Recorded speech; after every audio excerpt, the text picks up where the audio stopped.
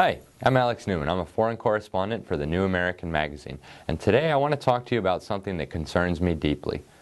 According to an April 2015 article published in the establishment-controlled Financial Times, current UNESCO boss Irina Bokova is considered to be the next front-runner to serve as the Secretary General of the United Nations. Apparently, her candidacy is acceptable to the Obama administration, the Kremlin, and other key players in making this decision.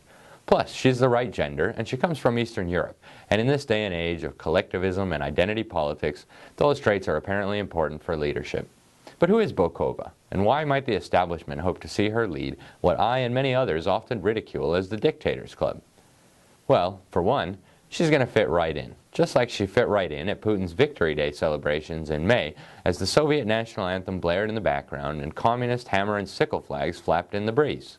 The first thing you need to know about Bokova is that she's a Bulgarian Communist Party operative with deep ties to the mass-murdering regime that once enslaved her homeland. In fact, the UNESCO chief is even what's known as a red diaper baby, a child born to devoted communist parents. Bokova's father, aside from being a communist politician and Politburo member in the savage regime ruling over the People's Republic of Bulgaria, was also editor-in-chief of the Bulgarian Communist Party's official propaganda organ, known as Rabotnichesko Delo. Estimates suggest that the brutal dictatorship slaughtered somewhere between 100,000 and 250,000 people, among them dissidents, Christians, and many others. The real numbers could be even higher. In Statistics of Democide and Mass Murder since 1900, political science professor R.J. Rummel of the University of Hawaii put the body count racked up by the Bulgarian communists at around 222,000. Many more were ruthlessly tortured and persecuted.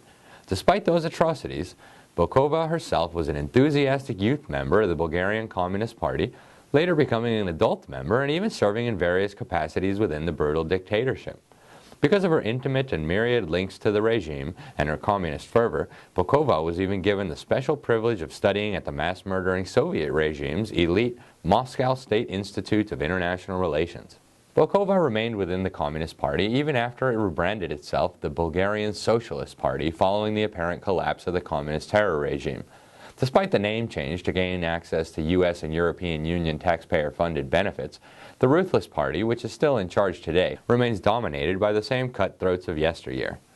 Bokova served 2 terms in the Bulgarian parliament as a member of the rebranded Communist Party and went on to serve as the foreign minister for Prime Minister Zan Vidanov, another communist operative and former agent for the savage Bulgarian branch of the KGB. Bokova's current job, Director General of the UN Educational, Scientific and Cultural Organization, or UNESCO, was secured with support from President Obama.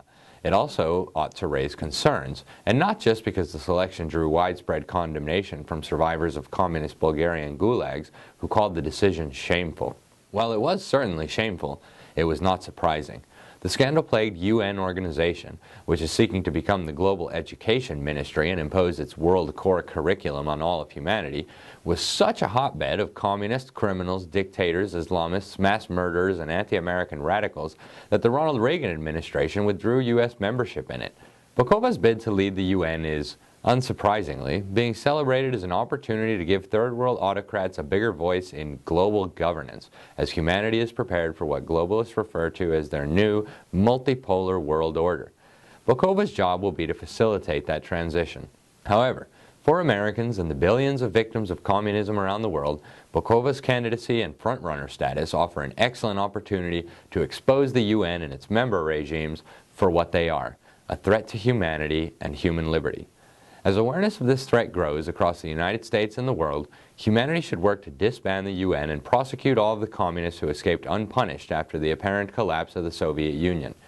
For the sake of liberty, prosperity, and common sense, it's time for the UN and Bokova to be exposed and stopped.